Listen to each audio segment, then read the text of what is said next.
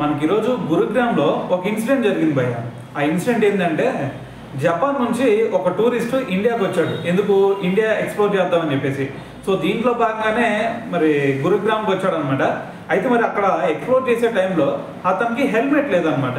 So మరి helmet లేకపోయేసరికి మరి నీకు హెల్మెట్ లేదని చెప్పేసి అక్కడ ట్రాఫిక్ పోలీస్ ఏం చేశాడు, నీకు జరిమానా యాత్ర ఒక 1000 రూపాయలు కట్టు అని చెప్పేసి మరి టూరిస్ట్ని అడిగాడు. అయితే మరి టూరిస్ట్ ఏం చేశాడు, సరే కడతానని చెప్పేసి మరి నా దగ్గర క్యాష్ లేవు, ఏటీఎం ద్వారా కడతానని చెప్పేసి అడిగాడు అనమాట. అయితే అప్పుడు ఆ పోలీస్ ఏమన్నాడు, మరి ఏటీఎం ద్వారా అయితే అందుబాటులో లేదు మా దగ్గర, సో నువ్వు చేస్తే రెండు ఆప్షన్లు ఉన్నాయి నీ దగ్గర. ఒకటేంది, నువ్వు క్యాష్ అయినా చెల్లించాలా, లేదు అంటే కోర్టుకి వెళ్ళాలని చెప్పేసి చెప్పాడు అనమాట. సో దీంతో మరి ఆ టూరిస్ట్ కొంచెం అసహనానికి గురయ్యాడు.